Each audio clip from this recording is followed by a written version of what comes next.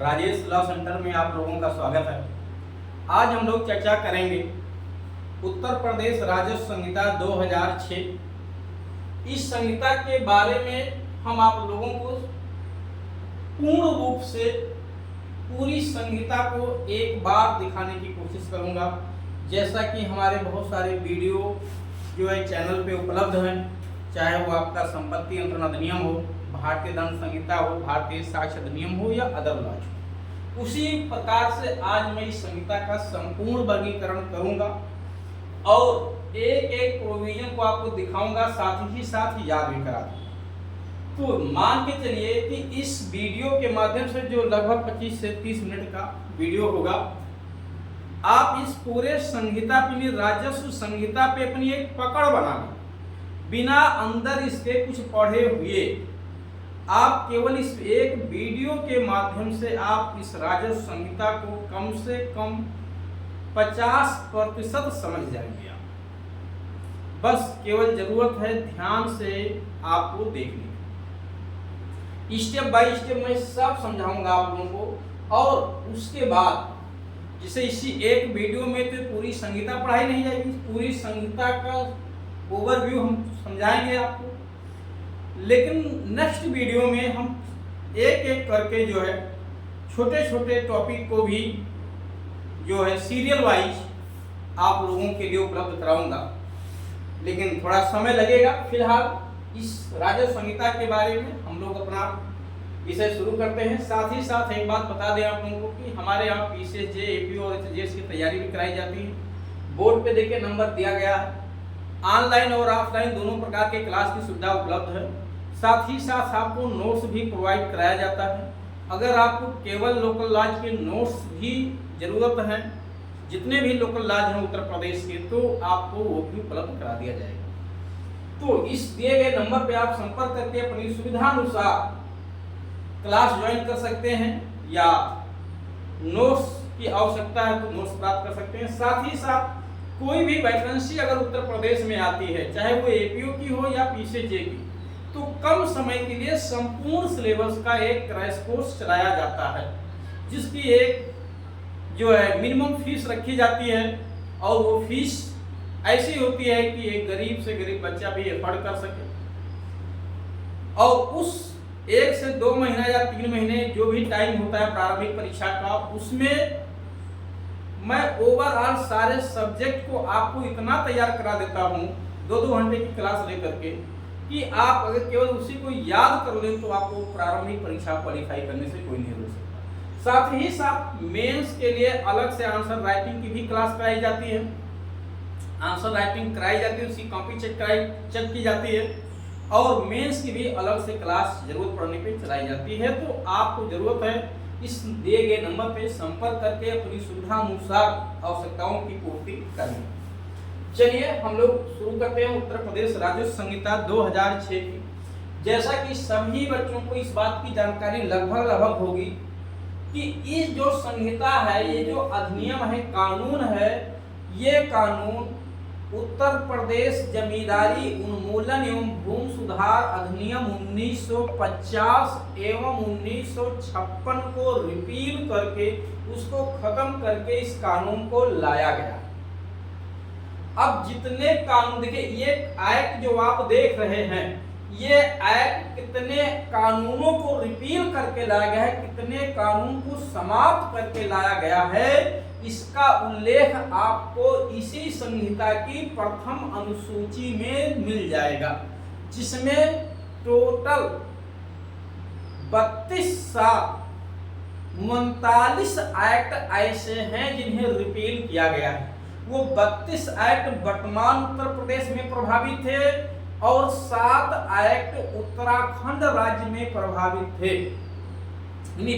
वहां पे, क्योंकि उत्तराखंड उत्तर प्रदेश से 2000 में अलग हुआ है, तो अलग होने से पहले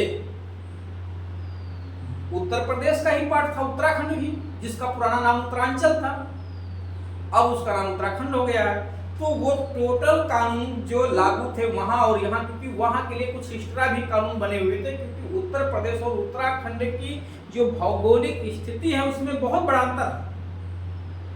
तो वहां के लिए कुछ स्पेशल कानून भी बने हुए थे। तो ऐसे कानून जो स्पेशल बने हुए थे वहां पे लागू थे, वो टोटल 7 थे।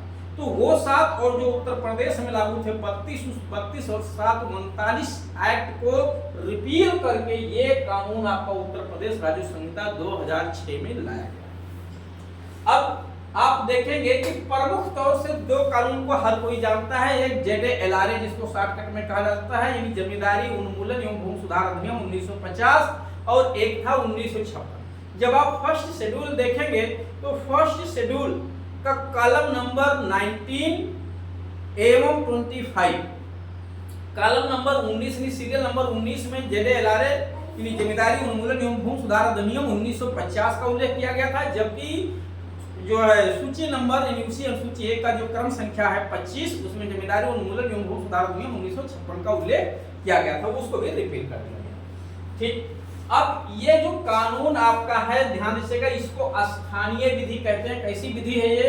स्थानीय विधि। और स्थानीय विधि की परिभाषा कहाँ दी गई है? स्थानीय विधि की परिभाषा आपके उत्तर प्रदेश राज्य संहिता में नहीं दी गई है। स्थानीय विधि की परिभाषा आपका भारतीय दंड संहिता में दिया गया है। कहां पे? धारा 40 और 41 और 42, उसकी 2 धाराएं हैं जहां पे स्पेशल लॉ और लोकल लॉ डिफाइन किया गया था। तो स्पेशल लॉ धारा 41 में डिफाइन किया गया है आईपीसी के, और लोकल लॉ धारा 42 में डिफाइन किया गया। लोकल लॉ का तात्पर्य होता है, इसी स्थानीय विधि को इंग्लिश में लोकल लॉ कहते हैं। लोकल लॉ का तात्पर्य है कि कोई ऐसी विधि जो भारत के किसी विशिष्ट स्थान पर लागू, जो भारत के किसी विशिष्ट स्थान पर लागू हो, उसे ही लोकल विधि या स्थानीय विधि। चलिए, परिभाषा भी आपको समझ में आ गया। कहाँ लिखा हुआ परिभाषा दिया गया था? आईपीसी की धारा 42 में दिया गया। अब बोर्ड पे देखिए, सब चीज लिखना संभव नहीं, इसी नाते जो संभव है उतना मैंने लिख दिया, बाकी चीज को अब मैं ओरली आपको बताऊँ। ठीक, साथ ही साथ अगर जब कभी आप इसी क्लास ज्वाइन करेंगे तो आपको डिटेल में हर एक ब्यौरा वहां पे हर एक बात बताई जाएगी। अब ये उत्तर प्रदेश राज्य संहिता है, एक दिमाग में प्रश्न उत्पन्न होता है, ये है क्या? ठीक है सर जी, है क्या ये बताइए, तो ये क्या चीज है? तो ये समझे, ये जो देश यानी उत्तर प्रदेश में जो एग्रीकल्चरल लैंड है, जो कृषि भूमि है प्रमुख तौर से, और कृषि भूमि के साथ साथ जो आबादी की जमीनें हैं, आबादी की जमीनें हैं यानी जिसपे खेती नहीं होती है लेकिन आबादी के लिए रखी गई हैं, जो मकान बनाने के लिए प्रयोग किए जाते हैं, उन पे भी लागू होता है। तो मोटा मोटा आप कहिए कि किसान की खेती की जमीन और उसके रहने के लिए घर की जमीन, दोनों का उल्लेख इसमें किया गया है, दोनों का उल्लेख इसमें किया गया है, दोनों का उल्लेख इसमें किया गया है। अब यानी उस खेती की जमीन को लेकर के, खेती की जमीन तो कृषि भूमि, तो कृषि भूमि को कैसे रेगुलेट किया जाए, कैसे कृषि भूमि का सुधार किया जाए, कैसे सभी को आवंटन किया जाए, कैसे सभी को आवंटन किया जाए, और किस तरह से इसके लिए जो है अथॉरिटी बनाई जाए कि कोई डिस्प्यूट होता है किसी भूमि को लेकर के, भाई सभी का खेती की जमीन सबका अलग अलग बटा हुआ है, ये बात बिल्कुल सही है, सभी की जमीनें अलग अलग सबकी बटी हुई है, लेकिन जमीनों को लेके कितना विवाद हो रहा है, कहीं सीमा को लेके विवाद हो रहा है, कहीं बाउंड्री को लेके विवाद हो रहा है, कहीं कोई कब्जा किया हुआ है, कहीं किसी व्यक्ति की मृत्यु हो जा रही, कोई खरीद रहा है जमीन को, तो नाम चेंज होगा जिसको म्यूटेशन कहते हैं, दाखिल खारिज, मर जाने पे उत्तराधिकारी कौन होंगे, किसको संपत्ति जाएगी। ठीक, एक बहुत बड़ा डिस्प्यूट होता है, बहुत बड़ा भ्रम है कि मरने पे जो उत्तराधिकार का नियम है वो सब एक ही लोग समझते, मरने किसी व्यक्ति की मृत्यु के बाद उसकी जो प्रॉपर्टी होती है उसके उत्तराधिकार के एक नियम नहीं है, 3 नियम देश में चल रहे हैं, 4 नियम चल रहे हैं। मुस्लिमों का जो है उसका एक पुरानिक नियम अलग से चलता है, पुरानिक नियम अलग से चलता है। कृषि भूमि का जो है आपको राज्य संहिता से गवर्न होता है, जो कृषि भूमि से भिन्न भूमियां हैं, मकान है, प्लाट है, इनका जो है पर्सनल लॉ से चलता है, हिंदू सक्सेशन एक्ट से चलता है। लेकिन जो लोग स्पेशल मैरिज एक्ट 1954 के तहत शादी किए हैं उन पे उत्तराधिकार का नियम आपका जो है भारतीय उत्तराधिकार अधिनियम 1925 लागू होता है। तो सबके उत्तराधिकार का नियम भी अलग अलग है। चलिए, तो उत्तर प्रदेश राजस्व संहिता यानी ये उत्तर प्रदेश में जो भूमि योग्य जमीनें, खेती योग्य जमीनें हैं, उन्हीं जमीनों को रेगुलेट करने के लिए ये कानून बनाया गया है। तो ये एक्ट लागू तो पूरे उत्तर प्रदेश में है, लेकिन उत्तर प्रदेश में कहा, शहर में थोड़ा ना लागू, ये ग्रामीण क्षेत्रों में लागू है जहां खेती की भूमियां, उन्हीं खेती की भूमियों को रेगुलेट करने के लिए कानून बनाया गया है। अब आप यहाँ ओवरऑल देखेंगे कि ये जो एक्ट है, ये टोटल एक्ट में 16 अध्याय, 234 धाराएं और 4 अनुसूचियों में विभक्त है। कितना चैप्टर है? 16 चैप्टर है टोटल, 16 चैप्टर्स और 234 सेक्शंस एंड 4 शेड्यूल्स। 16 अध्याय, 234 धाराएं, 4 अनुसूची इसमें विभक्त हैं। साथ और ये लागू कब हो, तो ध्यान दीजिएगा ये कि 2006 में तो उत्तर प्रदेश राज्य विधानसभा ने इस कानून को पास किया, किंतु ये पास होने के बाद यहाँ उत्तर प्रदेश के राज्यपाल महोदय ने इस पे साइन नहीं किया, इस पे साइन किया है राष्ट्रपति महोदय जी। यानी राज्यपाल ने अनुच्छेद, भारतीय संविधान के अनुच्छेद 201 के तहत इस विधेयक को साइन करने के लिए राष्ट्रपति के लिए रिजर्व रख लिया।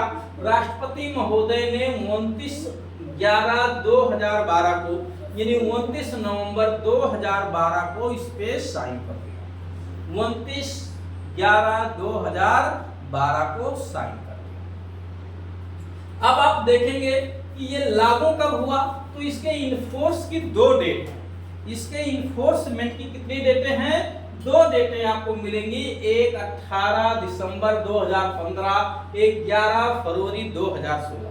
जिस तरह से भारतीय संविधान 2 पार्ट में लागू है, ठीक है, एक 26 नवंबर 1949 को उसके 15 अनुच्छेद लागू हो जाते हैं और शेष आर्टिकल्स जो है 26 जनवरी 1950 को लागू होते हैं। उसी तरह से यहाँ पे भी आप देखेंगे कि 18 दिसंबर 2015 को भारतीय उत्तर प्रदेश राजस्व संहिता के कुछ प्रोविजंस लागू हो जाते हैं। जैसे सेक्शन आप देखेंगे तो सेक्शन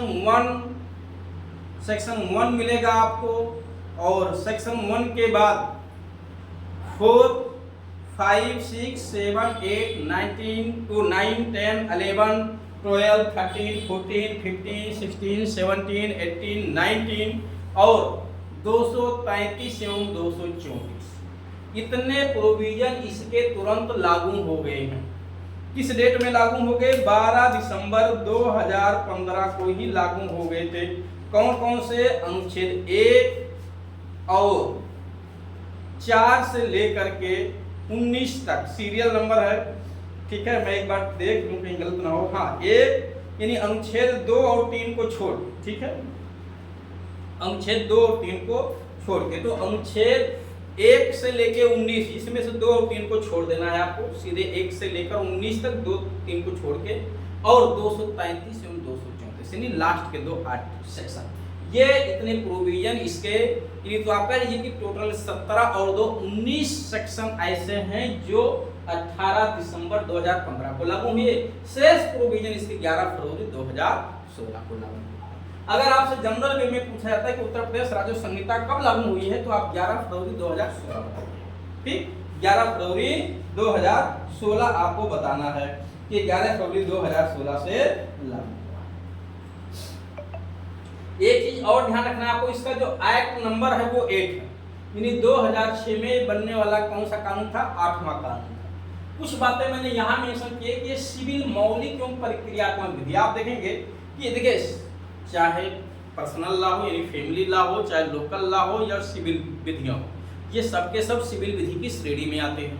तो राजस्व संहिता भी एक सिविल विधि है, लेकिन मैंने यहाँ लिखा है कि सिविल के साथ साथ मौलिक एवं प्रक्रियात्मक विधि, यानी इसमें सब्सटेंटिव लॉ की बात की गई। कैसी लॉ की बात की गई? सब्सटेंटिव लॉ यानी मौलिक विधि की बात की, उसमें अधिकारों का उल्लेख किया गया, लेकिन उसके लिए प्रक्रिया का भी उल्लेख किया गया इसके लिए प्रक्रिया का भी उल्लेख किया गया। इस नाते में मैंने इसको सिविल मौलिक एवं प्रक्रियात्मक विधि बताया। आप देखेंगे इस संहिता के 2 बैसाखी हैं, यानी ये संहिता अपने आप में कंप्लीट नहीं है। 2 बैसाखी हैं इसके, 2 एक्ट इस पे लागू होते हैं। एक भारतीय पश्चिमा अधिनियम 1963, पश्चिमा अधिनियम 1963 एवं सिविल प्रक्रिया संहिता 1900, इन 2 बैसाखियों पे ये चल रहा। यानी जहां पे इसमें प्रक्रिया मौन है वहां पे सिविल प्रक्रिया संहिता, इसमें जहां कहीं कोई लिमिटेशन नहीं है, वो लिमिटेशन की आवश्यकता है, समय सीमा की आवश्यकता है, वहां पश्चिमा अधिनियम 1963 लागू। ये बात कहां लिखा हुआ है? धारा 214। कहां लिखा हुआ है? धारा 214 में। उसके बाद सामान्यतः ये भविष्य लक्षी प्रभाव, क्या मैं कह रहा हूं? भविष्य लक्षी, यानी ये जिस डेट में लागू हुआ है, लागू होने के बाद से जो भी विवाद आएंगे इस एक्ट के तहत, जो भी कार्रवाई होगी उस पे लागू होगा। बैक की कार्रवाई पे बैक डेट से लागू नहीं होगा, यानी इसका इफेक्ट क्या होगा? भविष्य लक्षी। लेकिन यहाँ क्या लिखा है? सामान्यतया जब आप आर्टिकल 231 पढ़ेंगे, इसका कौन सा आर्टिकल, सॉरी मैं चाहे आर्टिकल बोलूं या सेक्शन, बात है कहिए, ठीक है, आपको कंफ्यूजन हो रहा है। यानी सेक्शन 231 में लिखा हुआ इस संहिता में अन्यथा उपबंधित के सिवाय, तो अन्यथा उपबंधित का मतलब क्या है कि आगे इसका मतलब कि कहीं कहीं कुछ ऐसी भी प्रोविजंस इसके हैं जो बैक डेट वाले पे भी लागू होते हैं। जैसे सेक्शन 205 अपवाद में मिल जाएगा, तो 205, 231, 231 एक जनरल लिमिट कहता है कि भविष्य लक्षी प्रभाव होगा, अपवाद में 205 आपको मिल जाएगा। उसके बाद ये राज्य सूची का विषय, किस सूची का विषय है? राज्य सूची का विषय है। यानी जब आप भारतीय संविधान की 7वीं अनुसूची देखेंगे तो उसमें जो राज्य सूची की लिस्ट है उसमें ये आपको जो है एग्रीकल्चरल लैंड मिलेगा। तो इस पे कानून बनाने का पूर्णतः पावर किसको है? स्टेट गवर्नमेंट को होता है। इसी नाते हर स्टेट गवर्नमेंट अपने अपने यहाँ राजस्व से जुड़े हुए मामले पे, यानी कृषि लैंड से जुड़े हुए मामले पे अपना कानून बना रखे हैं। इसी नाते जब कोई बच्चे तैयारी करने जाते हैं किसी भी स्टेट की, तो वहाँ की जो है लोकल अगर पूछा जाता है सिलेबस में राजस्व संहिता, तो अलग अलग होता है। जैसे आप मध्य प्रदेश जा रहे हैं तो वहाँ की राजस्व संहिता अपनी अलग है, छत्तीसगढ़ की अलग है, ठीक है, उत्तर प्रदेश का अलग है। हाँ, ये अलग की बात है कि हर राज्य अपने लोकल लॉ को सिलेबस में नहीं रखे हुए हैं, ध्यान दीजिएगा, हर राज्य अपने लोकल लॉ को सिलेबस में नहीं रखे हुए। प्रमुख तौर से आपका उत्तर प्रदेश, मध्य प्रदेश, छत्तीसगढ़ जैसे राज्य अपने लोकल लॉ को सिलेबस में रखे। तो अब हम लोग आते हैं इसके चैप्टर्स पे। मैंने 16 चैप्टर्स को डिवाइड किया। आप देखेंगे जो पहला चैप्टर, हर एक अधिनियम का जो पहला चैप्टर होता है वो प्रारंभिक, पहला चैप्टर प्रारंभिक होता है। एक बात और समझिए, ये उत्तर प्रदेश राजस्व संहिता भूमि से जुड़ा हुआ कानून है, भूमि के सुधार को लेकर कानून बनाया गया।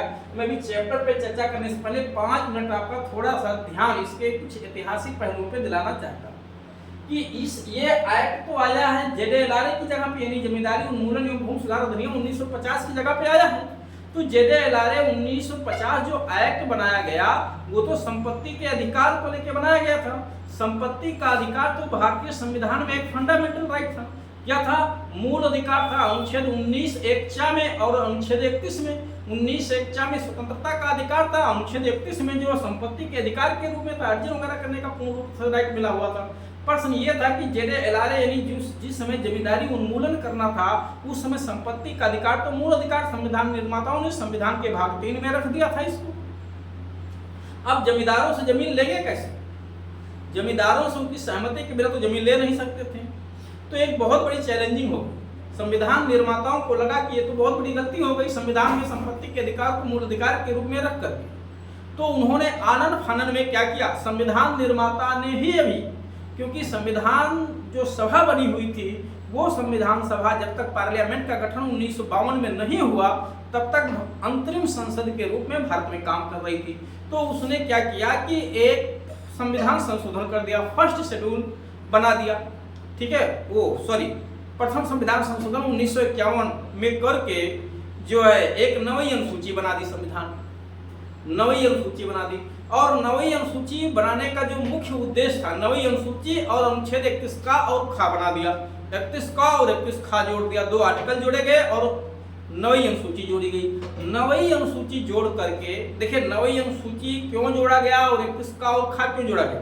ये इसलिए जोड़ा गया कि जो मूल अधिकार था संपत्ति के अधिकार के बारे में उसको थोड़ा सा कमजोर करके और संपत्ति यानी कृषि लैंड को जमींदारों से ले करके गरीबों में बांटा जा सके। क्योंकि संपत्ति का यानी जो मूल अधिकार है, मूल अधिकार पे प्रतिबंध लगा हुआ है कि कोई वो राज्य सरकार राज्य पे कि राज्य ऐसी कोई विधि नहीं बनाएगी जो मूल अधिकार से असंगत हो। राज्य ऐसी कोई विधि नहीं बनाएगी जो मूल अधिकार से असंगत हो। कहाँ मना किया गया है? अनुच्छेद 12-13 में कि मूल अधिकार से असंगत कोई विधि राज्य नहीं बनाएगी। ठीक है, मूल अधिकार आपका 12 से 14 से मिलेगा में कि राज्य, यानी 12 में राज्य डिफाइन किया गया है, 13 में विधि डिफाइन किया गया। कहा गया राज्य ऐसी कोई विधि नहीं बनाएगी जो मूल अधिकार से असंगत होगा। अगर असंगत विधि बना दिया तो वो शून्य हो जाएगा उस मात्रा तक। अब शून्य होगा कैसे? अपने आप तो होगा नहीं। तो अनुच्छेद 32 इधर लिख दिया गया और कहा गया सर्वोच्च न्यायालय में जा करके हम इसे शून्य घोषित करा देंगे।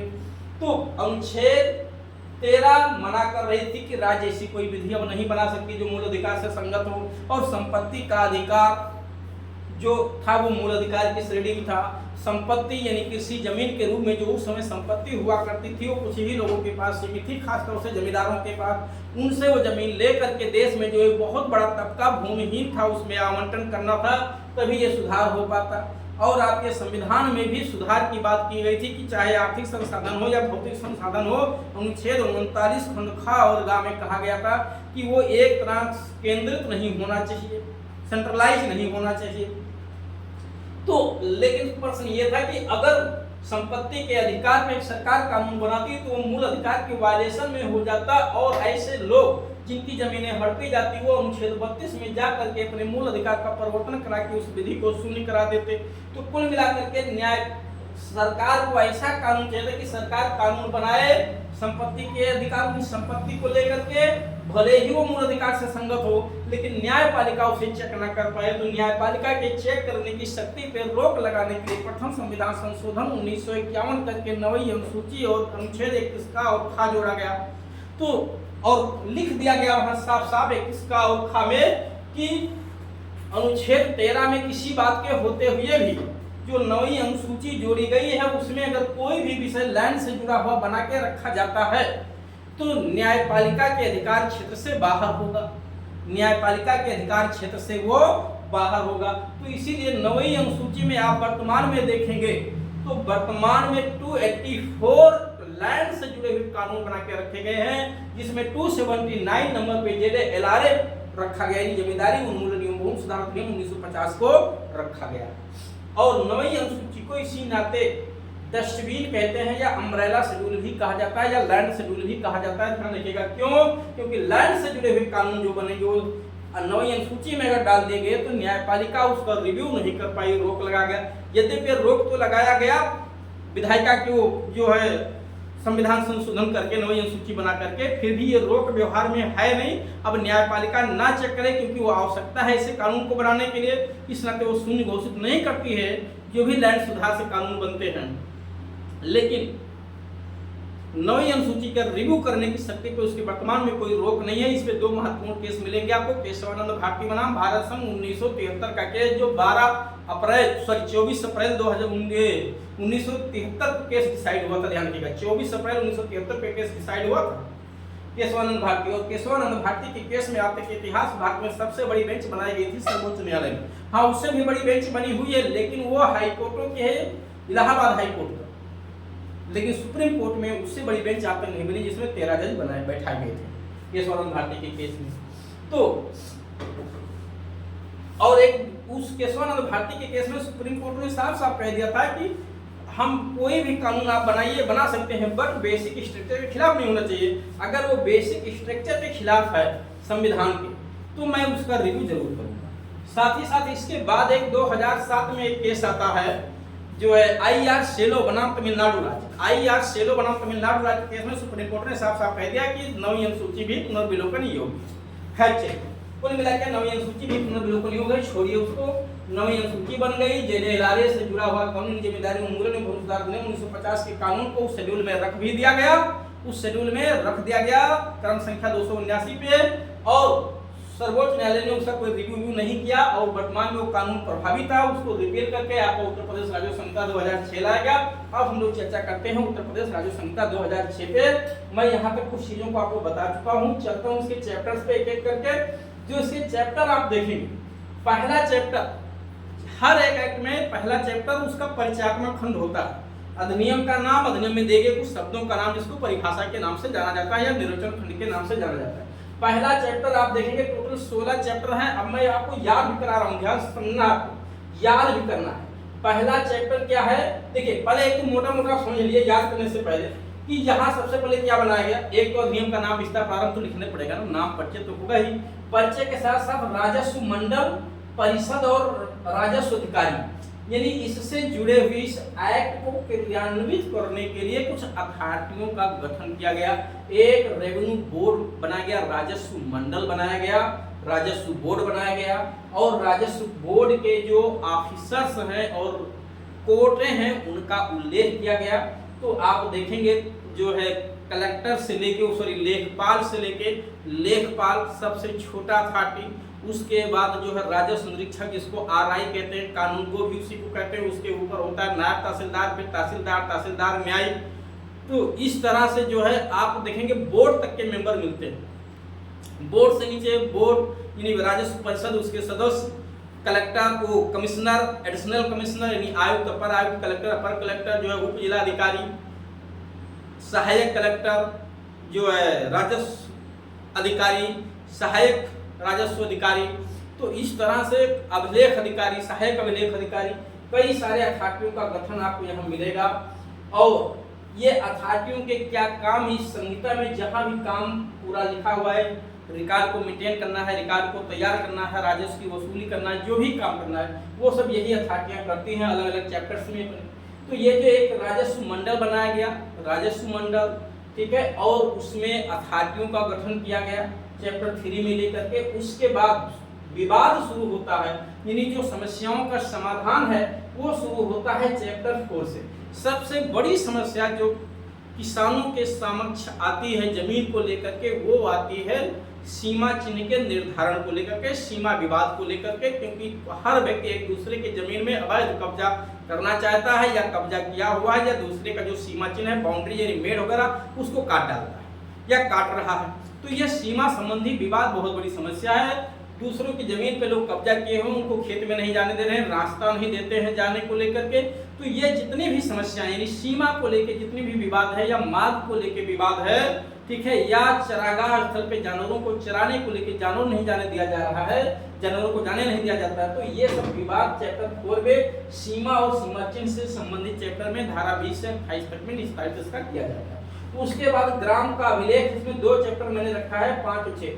जो ग्राम के अभिलेख होते हैं, भाई गांव किसानों का कुछ रिकॉर्ड भी तो होता है जमीनों को लेकर के, वो रिकॉर्ड प्रमुख तौर से 3-4 होते हैं। एक गांव की सूची होती है, उसके बाद एक खसरा होता है, एक खतौनी होता है, खतौनी को अधिकार अभिलेख भी कहते हैं, जमाबंदी भी कहते हैं, नकल भी कहते हैं, ध्यान रखिएगा, इसी को खेवट भी कहते हैं। एक खसरा हो गया जिसको क्षेत्र पंजी भी कहते हैं, और एक किसान बही होता है।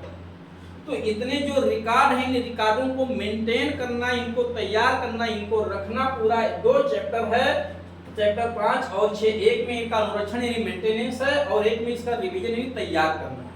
तो अगर रिकॉर्ड को लेके कोई डिस्प्यूट होता है, आपका जो है नक्शा शार्ट हो गया है, क्या हो गया, नक्शा आपका शार्ट हो गया है, रकबा आपका ज्यादा है, कोई भी विवाद आता है, तो उन सब विवादों का निस्तारण इसी में होता है। मेन धारा जैसे एप्लीकेशन वगैरह देना होता है तो तहसीलदार को धारा 39 में 38 में दी जाती है। ठीक, रिकॉर्ड को सही करने की जिम्मेदारी इन लोगों की भी होती है, अथॉरिटियों की धारा 32 के अंतर्गत। खैर चलिए, तो अनुरक्षण और पुनरीक्षण यानी मेंटेन करना और फिर से उसे तैयार करना। तो अनुरक्षण और पुनरीक्षण, अनुरक्षण चैप्टर 5 है क्या, ग्राम के अभिलेखों का, और वही 4-5 अभिलेख जो मैंने भी आपको बताया है, ठीक है, कौन कौन से, खसरा, मैप और खतौनी। खसरा, मैप, खतौनी और किसान बही को लेकर के इनका अनुरक्षण 29 से 42 में होता है चैप्टर 5, और मेंटेनेंस नए से तैयार कराना है 43 से 53 में है। ठीक, अब आप देखेंगे कि चैप्टर 7 और 8, चैप्टर 7 और 8 ये भूमि और अन्य संपत्ति को स्वामित्व प्रबंधन की बात करती है। यानी जो ग्राम सभा में भूमि है, निहित तो भूमि है, उसका स्वामित्व किसमें होगा और उसका मैनेजमेंट कैसे किया जाएगा। क्योंकि आप देखते हैं ना, आबादी की भूमि ग्राम पंचायत की भूमि है, बहुत सारी ग्राम पंचायत की भूमि आप देखते हैं, बाग ग्राम पंचायत की, वन ग्राम पंचायत की, खाली पड़ी जमीन ग्राम पंचायत की। तो उन भूमियों का ओनर कौन होगा और उसका मैनेजमेंट क्या होगा। 2 चैप्टर है, 7 में ओनरशिप है, 8 में मैनेजमेंट है। धारा 54 से 73 टोटल है, 7 54 से 58 है, और जो चैप्टर नंबर 8 है वो 59 से 73 तक है। उसके बाद चैप्टर 9, चैप्टर 9 ये बहुत महत्वपूर्ण चैप्टर है। राजस्व संहिता का सबसे महत्वपूर्ण चैप्टर अगर कोई है तो चैप्टर 9 है, और चैप्टर 9 सबसे लार्जेस्ट चैप्टर है। ये खुद चैप्टर 9 भागों में बटा हुआ है। कितने भागों में? 9 भागों में बटा हुआ है, जो धारा 74 से लेकर के 146 तक में, 74 से लेकर 146 तक खाता, ठीक है। इसका इंग्लिश टेन्योर मिलेगा, अकाउंट नहीं, बैंक अकाउंट नहीं है, ध्यान रखना। अब ये खाता में आप देखेंगे, इसी में खातेदारों का वर्ग है, जिसे इस समय 4 प्रकार के खातेदार आपको मिलेंगे। एक संक्रमणीय अधिकार वाला भूमिधर, एक असंक्रमणीय अधिकार वाला भूमिधर, एक जो है आसामी यानी जिसको बटाईदार कहते हैं, और एक सरकारी पट्टेदार। इस एक्ट से पहले जो है शुरू में 14 प्रकार के खातेदार थे। उन 14 को खत्म करके केवल वर्तमान में 4 प्रकार के खातेदार हैं। इन खातेदारों के राइट्स क्या होते हैं, इन खातेदारों के क्या अधिकार होते हैं, तो ये सब 74 में तो खातेदार का वर्ग है, 75, 76, 77, 78 ये सब राइट्स की बात उसमें किया गया है खातेदारों के। इसी में जो है कब संपत्ति का ट्रांसफर कर सकते हैं, कब नहीं कर सकते हैं, SC/ST अपनी भूमि का अंतरण कर सकता है कि नहीं कर सकता है, जो है लैंड का यूज चेंज कराया जाता है, धारा 80 इसी चैप्टर में आपको मिलेगा, ठीक। उत्तराधिकार का नियम आपको इसी चैप्टर में मिलेगा। कौन व्यक्ति उत्तराधिकार से वंचित हो जाता है, इसी चैप्टर में आपको मिलेगा। कब संपत्ति सरकार हड़प लेती है हमारी, अगर खेती ना करें, कितने दिन तक छोड़ रखे, पट्टे रखे, तो सरकार जमीन ले लेगी। हम क्या अपनी जमीन खुद सरकार को दे सकते हैं, छोड़ सकते हैं कि नहीं, ये सब इसी में मिलेगा। आपको विभाजन करवाना है अपने हिस्से का, तो विभाजन का केस भी इसी चैप्टर में फाइल होता है। मालगुजारी, लगान वगैरह सब, ठीक है। हाँ, लगान का निर्धारण खैर इसमें नहीं है। उसके बाद 10 में सरकारी पट्टेदार आपको मिलेगा। क्या मिलेगा? सरकारी पट्टेदार, यानी सरकारी जमीन पे सरकार के माध्यम से भी पट्टेदारी पे दी जाती है जमीन, तो सरकारी पट्टेदार। 11 है मालगुजारी का निर्धारण, जो जमीन सरकार ने हमको दे रखा है खेती करने के लिए, एब्सोल्यूट मालिक तो गवर्नमेंट ही है ना, तो सरकार ने जो जमीन हमको दे रखा है उस खेती के बदले हम सरकार को कुछ पैसा पे करते हैं, जिसको टैक्स कहते हैं, और व्यवहार में उसी को मालगुजारी कहा जाता है, या लगान। मालगुजारी और लगान में अंतर ध्यान रखिएगा, मालगुजारी और लगान एक नहीं। फिर भू राजस्व का निर्धारण 11 में होता है, 12 में उसका वसूली। क्या है? वसूली। अभी मैं इसको याद भी कराऊंगा, अभी तो मोटा मोटा समझा रहा हूँ कि भू राजस्व का निर्धारण 11 में, ये मालगुजारी का निर्धारण 11 में, कि कितना मालगुजारी किसको देना है, तो ये तो बताना पड़ेगा ना किसकी जमीन पर कितना मालगुजारी पड़ेगा 11 में। और फिर उसकी वसूली कैसे होगी? 12 में नहीं दोगे तो वसूला जाएगा आपसे 12 में। और उसके बाद राजस्व न्यायालय जहाँ केस चलेगा, तो जो केस चलेगा उस न्यायालय की अधिकारता क्या होगी, उसकी प्रोसीजर क्या होगा, प्रक्रिया क्या होगा, तो 13 राजस्व न्यायालय की अधिकारता एवं प्रक्रिया कहाँ पे है? 13 में। आप CRPC में भी देखेंगे चैप्टर 13 जांच एवं विचारण में न्यायालय की अधिकारता का उल्लेख किया गया है, सेक्शन 177 से लेकर के 189 तक। यहाँ भी चैप्टर 14 प्रकीर्ण है, 218 से 225 बहुत महत्वपूर्ण, ध्यान रखिएगा। अगर राजस्व से जुड़ा हुआ आपका विवाद कोई जगह चल रहा है, तो आप चाहें तो उसको एक ही कोर्ट में समेकित करवाने, या एक ही कोर्ट में कई डिस्प्यूट आपके चल रहे हैं अलग अलग, तो भी आप उसको एक ही केस में मर्ज करा सकते हैं। इसी में आपको मिलेगा 225 में समेकन, वादों का समेकन। कैविएट आपको दाखिल करना है तो 225 में आपको कैविएट मिलेगा। ये चैप्टर भी कुछ इसके सेक्शन महत्वपूर्ण है। उसके बाद दंड की बात की गई, कुछ नहीं, जैसे मेढ़ वगैरह काट रहे हो तो सजा का प्रावधान है। अगर कोई व्यक्ति मेढ़ काटता है तो उसको दंडित करने का प्रावधान ध्यान रखिएगा, धारा 227 में इसी में मिलेगा। 1000 रुपये तक का जुर्माना लगाया जाएगा तहसीलदार द्वारा, और साथ ही साथ IPC की धारा 304 से 34 में भी ये अपराध है। तो अध्याय 15 शास्त्र और 16 जो है निरसन एवं अपवाद खंड है। अब मैं एक एक करके आपको याद कराता हूँ, जरा देखिएगा इसको कैसे याद करना है।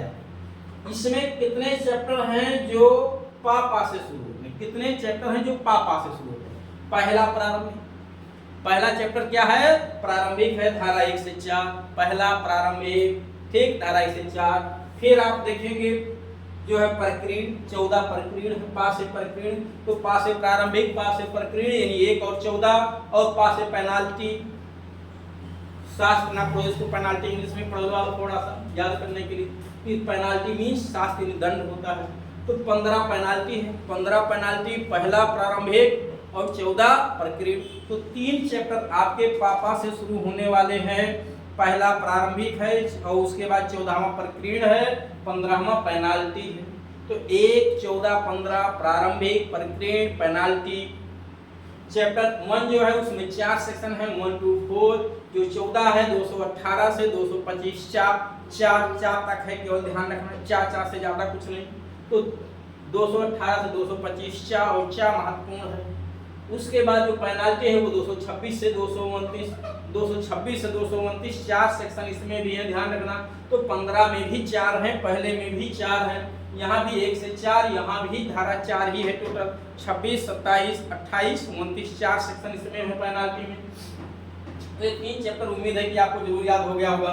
और लास्ट आपका निरसन एवं अपवाद, निरसन एवं अपवाद खंड है, तो ये तो जरूर याद हो गया होगा। ये चैप्टर नंबर 16 है।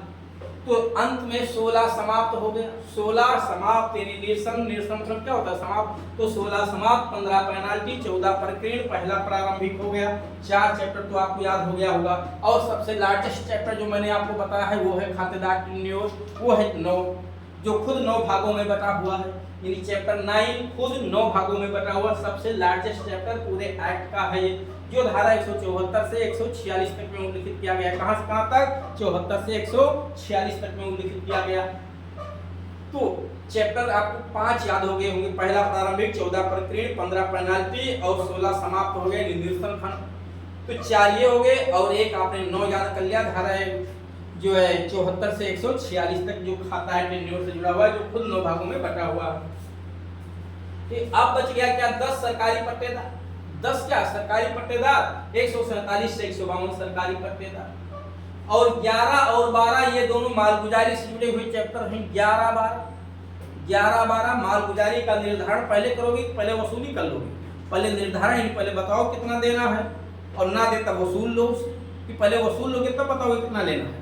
ऐसा तो होता नहीं है। तो पहले बताना पड़ेगा, यानी पहले आपको बताना है मालगुजारी कितना पड़ेगा किस जमीन का, और कौन कौन सी ऐसी जमीन है जिसपे मालगुजारी नहीं देना है। तो जो कब्रिस्तान और शमशान घाट है, क्या वहां पे भी मालगुजारी वसूल लोगे? भाई कम से कम इतना तो रहम करो कि कब्रिस्तान की भूमियों से और शमशान घाट की भूमियों से मालगुजारी ना वसूला जाए। तो ऐसी भूमियों पे मालगुजारी से छूट। ठीक इसके साथ साथ बाढ़ आ गया, सूखा पड़ गया, अकाल पड़ गया, तो मालगुजारी से सरकारी छूट दे देती है उसमें। तो ये सारे प्रोविजन इसी में कब कब छूट भी है। ठीक, तो मालगुजारी का निर्धारण 11 में निर्धारण, और जब 11 में निर्धारण हो गया तो 12 में वसूली होगा। तो निर्धारण धारा 153 से 162 में और वसूली 163 से 205 में। तो मालगुजारी का निर्धारण 11, वसूली 12 और 10 आपका सरकारी पट्टेदार, 9 है खाता और 13 जो न्यायालय की अधिकारिता, जो मैं सीआरपीसी के चैप्टर 13 से जोड़ा था, यहाँ भी राजस्व संहिता का भी चैप्टर 13, दोनों ही न्यायालय की अधिकारिता है, वो क्रिमिनल कोर्ट का है और ये सिविल रेवेन्यू कोर्ट का है। 14-15 तो आपने पहले पढ़ लिया, प्रकीर्ण और पेनाल्टी और निरसन खंड। अब बच क्या गया? एक तो सीमा याद रखिएगा, सीमा चैप्टर 4, सीमा कहाँ है? चैप्टर 4 में है। तो सीमा और सीमा चिन्ह यानी boundaries and boundary marks, chapter 4। सबसे ज्यादा डिस्प्यूट किसानों के मध्य इसी चैप्टर में, चैप्टर नंबर 4 में 4 नंबर।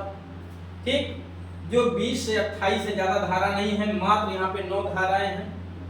और उसके बाद राजस्व मंडल है, ध्यान रखिएगा कितनी धाराएं? 2 धाराएं। चैप्टर 2 में 2 धारा, चैप्टर 2 में 2 धारा, राजस्व मंडल 5 और 6। उसके बाद बोर्ड और बोर्ड के ऑफिसर, राजस्व परिषद और परिषद के अधिकारी 7 से 19। तो ये चैप्टर प्रारंभिक हो गया, बोर्ड हो गया, परिषद हो गया और उसके अधिकारी। चौथा सीमा और सीमा चिन्ह हो गया 20 से 28। 5 और 6 ग्राम के अभिलेखों से जुड़ा हुआ है, चैप्टर 5 और 6। जो आप भूल रहे होंगे अगर तो 5 से 6 और 7 से 8 ये 2 भूल रहे होंगे, इसमें भूलना नहीं है। एक अभिलेख है और एक भूमि के स्वामित्व और मैनेजमेंट की बात की गई है। एक ग्राम के रिकॉर्ड है 5 से 6। ये रिकॉर्ड में 2 चैप्टर हैं, 5 मेंटेनेंस है ग्राम के अभिलेखों का और 6 पुनरीक्षण है। जो मेंटेनेंस है ये 29 से 42 है, जो पुनरीक्षण है ये 43 से 53 है। उसके बाद भूमि एवं अन्य संपत्तियों का जो स्वामित्व एवं प्रबंधन है, तो स्वामित्व 7 में है, 7 में स्वामित्व है, 8 में मैनेजमेंट है, ध्यान रखना। और ये जो स्वामित्व है आपका 54 से 58 तक में है, मैनेजमेंट 59 से लेकर के जो है 73 तक लिखित किया गया है। तो इस तरह से उम्मीद है कि चैप्टर आपको जरूर याद हो गए होंगे, इनको याद करिएगा। इसमें एक एक करके मैं सारी चीजों को आपको समझाऊंगा। मैं फिर एक बार प्रारंभिक जनरल क्लासेज है, इसमें अधिनियम का नाम, विस्तार, प्रारंभ और शब्दों की परिभाषा। उसके बाद राजस्व मंडल अथॉरिटी का गठन किया गया है। 3 में परिषद बनाया गया है और उसका जो है ऑफिसरों का उल्लेख किया गया है, जिसमें कलेक्टर से लेकर के बोर्ड को जो है आपका कमिश्नर तक की बात की गई है। फिर सीमा से संबंधित विवादों का निस्तारण चैप्टर 4 में होता है। ग्राम के जो अभिलेख हैं, अभिलेख में क्या खाता, ये खतौनी, खसरा, मैप, किसान बही, इनके तैयार किए जाने से जुड़ा हुआ चैप्टर है। ठीक है, उनको मरम्मत करना, उनका अनुरक्षण करना, उनको नए सिरे से तैयार करना। 5 और 6 जो भूमियां हैं ग्राम पंचायत के स्थानीय निकायों की, इनका मैनेजमेंट करना, इनका स्वामित्व किसमें होगा, ये चैप्टर 7 और 8 में है। फिर जो खाता से जुड़ा हुआ विवाद है, खातेदार कितने प्रकार के होते हैं, उनके अधिकार क्या, उत्तराधिकार का क्या नियम होता है।